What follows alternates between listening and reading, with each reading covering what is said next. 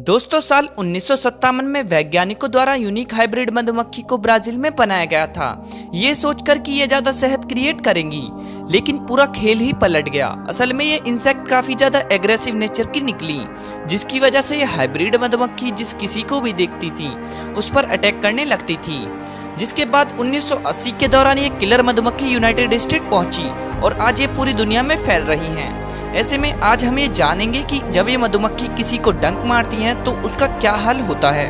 अब भले ही सुनने में ये बहुत अजीब लगे, लेकिन हाँ, ये जानलेवा मधुमक्खी आपकी जान भी ले सकती हैं। कैसे, तो चलिए जानते हैं। अगर किसी भी मधुमक्खी ने काट लिया तो उसका रिएक्शन ऐसा होता है, क्योंकि 2 मिनट तक तो इंसान की जान ही निकल जाती है, लेकिन 2 मिनट के बाद जिस जगह पर मधुमक्खी ने काटा होता है वो जगह लाल होने लगती है और काटने के 6 मिनट बाद उसके आसपास का एरिया सफेद पड़ने लगता है। फिर करीब आधे घंटे बाद उस एरिया पर छाले पड़ने लगते हैं। दोस्तों, इस मधुमक्खी का जहर इतनी तेजी से फैलना शुरू करता है कि इंसान का दर्द खत्म ही नहीं होता और लगभग 1 दिन बाद वो जगह पूरी तरह लाल पड़ चुकी होती है और दर्द के साथ साथ खुजली भी होने लगती है। मेलाटोनिन बहुत ही अहम कंपोनेंट है जो मधुमक्खी के डंक से होने वाले दर्द को बढ़ा देता है।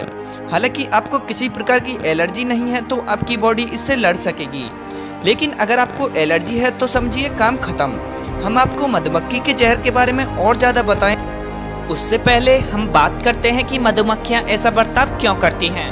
वैज्ञानिकों के मुताबिक मधुमक्खियां इंसान को तब नुकसान पहुंचाती हैं जब वो उनकी रडार में आ जाते हैं और उन्हें ऐसा लगता है कि आपसे उन्हें खतरा है। इसलिए वो अपना और अपने छत्ते का बचाव करने के कारण इतनी ज्यादा पागल हो जाती हैं। सामने वाले के हमला करने से पहले वो खुद हमला करने की सोचती हैं और जब एक मधुमक्खी किसी को डंक मारती है तो वो एक एलोफेरेमर छोड़ती है, लेकिन मधुमक्खी अगर किसी को घाव देती है तो वो ज्यादा से ज्यादा एलोफेरेमर रिलीज करती है, जिसकी वजह से बाकी मधुमक्खियां भी आकर उस पर वार करना शुरू कर देती हैं। और इस तरह की परिस्थितियों में इंसान के पास एक ही तरीका होता है, या तो वो भाग जाए या फिर वो मर जाए, क्योंकि मधुमक्खियां ज्यादातर झुंड में वार करती हैं। और हाँ, हम आपको ये भी बता दें कि पानी में जाना इसका समाधान नहीं है, क्योंकि जैसे ही आप पानी से बाहर निकलोगे मधुमक्खियां वापस से हमला शुरू कर देंगी। हालांकि जिस किसी को भी मधुमक्खी ने कभी काटा है उनके लिए हम आपको बताना चाहेंगे कि इसका दर्द ईयरलॉप की चुभन जैसा होता है। हालांकि आप चाहें तो इसको छुपाकर अपने आप को महसूस करा सकते हैं कि मधुमक्खियां कैसे काटती हैं, लेकिन जरा संभल कर, वरना मजाक मजाक में अच्छा खासा दर्द झेलना पड़ सकता है।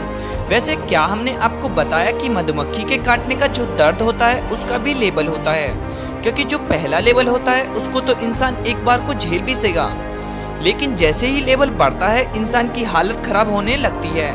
यहाँ तक कि जो चौथा लेवल होता है उसका दर्द बुलेट एंड जैसा होता है। मैं आपको बता दूं कि ये बुलेट एंड है, इसका दर्द शरीर में लगने वाले बुलेट जितना होता है।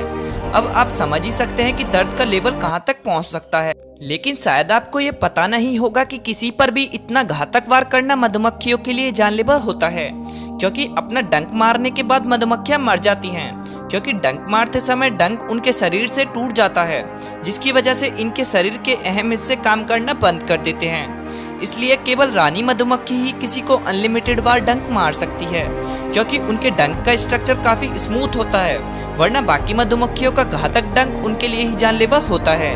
हालांकि ये तो हम इंसानों की बात हो गई, लेकिन तब क्या जो मधुमक्खी किसी इंसेक्ट को डंक मारे?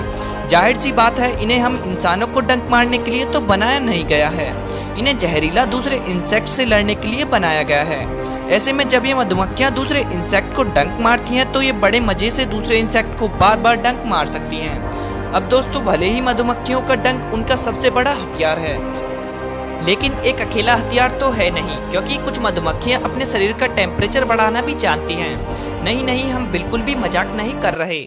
सच में मधुमक्खियां कई बार अपने शरीर के आसपास एक गोला बना लेती हैं और फिर लगातार वाइब्रेट करना शुरू करती हैं, जिसकी वजह से हीट जनरेट होती है। जहां वैज्ञानिकों का कहना है कि जब ये मधुमक्खियां ऑर्डिनेट के आसपास अल्ट्रासोनिक वेव जनरेट करती हैं तो गोले के अंदर का टेम्परेचर 40 डिग्री सेल्सियस तक पहुंच जाता है, जिसके कारण इतनी भयानक गर्मी पैदा होती है कि इंसेक्ट मर जाता है। और ये किसी को भी मारने का सबसे दर्दनाक तरीका है, क्योंकि उसकी मौत भयानक दर्द झेलने के बाद होती है। परंतु दोस्तों, मधुमक्खियों के पास इस तरह से व्यवहार करने का अपना कारण है। अब जैसे कि आप इस तस्वीर पर नजर डालिए, जहाँ पर सैकड़ों की संख्या में बिना सर वाली मधुमक्खियां मरी हुई दिखाई दे रही हैं। और ये ऐसे ही नहीं मरी, बल्कि इन पर हॉर्बिट ने अटैक किया है। ऐसे में अगर ये हॉर्बिट जैसे कीड़े को जलाकर मार देती हैं तो कौन सा गलत करती हैं, क्योंकि प्रकृति ने बनाया ही इन्हें एक दूसरे का सामना करने के लिए है। और खुदकिस्मती से इनका ये हीट अटैक हॉर्बिट जैसे कीड़े पर ही काम करता है। ऐसे में हम इंसानों को केवल मधुमक्खी के जहर से ही फर्क पड़ता है। यूनिवर्सिटी ऑफ मेलबर्न की एक स्टडी के मुताबिक पिछले 13 सालों में ऑस्ट्रेलिया में मधुमक्खी के काटने से 25 लोगों की मौत हुई है। उतने ही टाइम में सांप के काटने से 27 लोगों की मौत हुई है।